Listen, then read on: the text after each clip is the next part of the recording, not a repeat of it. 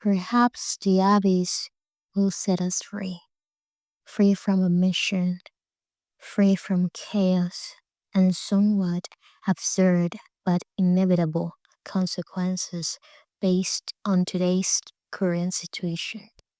In one of my previous videos, I mentioned that the 21st century was a century of self doubt, but could it also be a century of indecision? The months go by and the climate changes. People change, but also society and the environment around us has the power to do it as well. I know life isn't perfect, just as I know that a change, whether of mind or environmental, doesn't make the climate less cold or less gray. It simply creates new mental mechanisms that force us to coexist or give up on a world we might not be able to fit into. But is self doubt something grown in unintended scenarios? Is indecision a part of new unwanted struggles that force us to live? I know the past marks us, not only on a personal level, but also on a societal level. Could it be that the climate transforms us, or do we transform it? Somehow, someone is forced to transform themselves or to transform others. Incessant changes, unfinished paths, unsurpassed pasts, turbulent presents, unwanted futures. Uncertainty covers us every century to the skin. It's not pleasant to feel that you know nothing, that you can't see anything, that nothing ceases, and therefore we can't continue deciding whether to continue or stop, whether to master or to press on.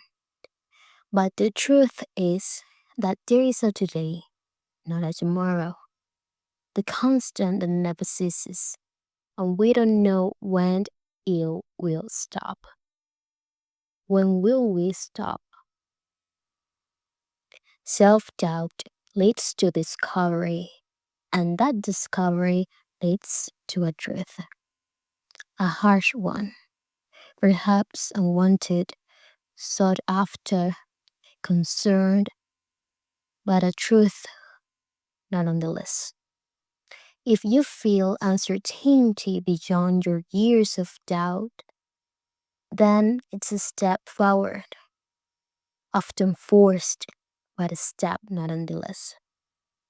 The truth is that sometimes it is hard to follow the lines of a present, just as it can sometimes be hard for a person to accept the lines of a past. But does that justify the chaos of the present? Perhaps not. But how will we define ourselves outside of a society, even during an unfinished one? On outgoing communities, bridges without destination or end, but which constitute branches that intertwine at the point of union between truth, openness, discussions, cultures, and experiences. We can never say goodbye to that which was never destined to be anything other than totalitarian. We can't never say goodbye to events that may have been overcome but are remembered. It's like standing in a drizzle of opinions that never stop, opinions that shaped our world and the constitution of our being. But even though the cold penetrates and the breeze dies down, The bitter explosions of crisis, grievances, social discontent, injustices, and more will continue to bring echo even in the distance. When I define this current century, when I did it in the past, I actually don't define it with certainties. Unchanging totalities and sources of opinion have never been frozen in place, but rapprochement and opinion will always be possible as long as it becomes part of the commonality of a continuous society. The colors, despairs, and the nuances of political, social, psychological, and other kinds of recolored opinions, glitches, faces are going to be recolored again and again, intermingling and becoming bright and opaque again. But I know it seems cyclical, but it isn't. It's more of a permeation and reshaping that adapts, dilutes, transforms, or clarifies according to time and current events. It's more of a thought, perhaps a vague and unfinished thought that lingers in the air. But oftentimes, air is all that remains. Air for more, living for more, and letting be. Recounting experiences and forgotten nuances in the stories and events of yesterday. It's like reading a book. Each new page is written in real time, often leaving no room for utopia or the expansion of learning, nor time in the measurement of perception. But what do I know?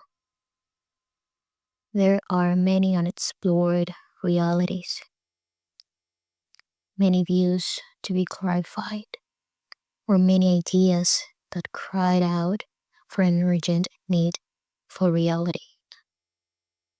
And perhaps is that what we are?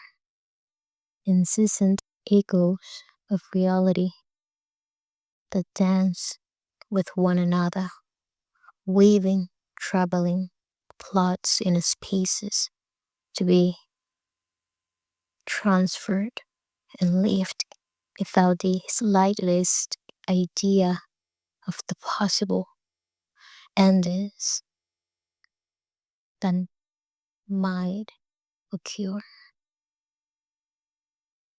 Whoever arrives first has the opportunity not to be the last to live and be disappointed, but they will be the ones who see the harshness of history at first glance. Isn't that illogical? Being part of stories and tales that will be told many years later without even having any control over them, a halfway decent control over the plot. But that same plot includes us, permeates us, exposes us, and often also excludes us. It may not be easy. It may or may not be simple. But living sometimes becomes complicated. Perhaps not.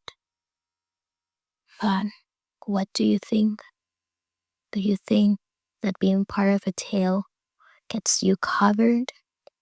Or do you think you are on some type of uncertain plot you need to live day by day without even knowing the ending, without even knowing what's going to happen in the next few months, without even knowing what tomorrow is going to be.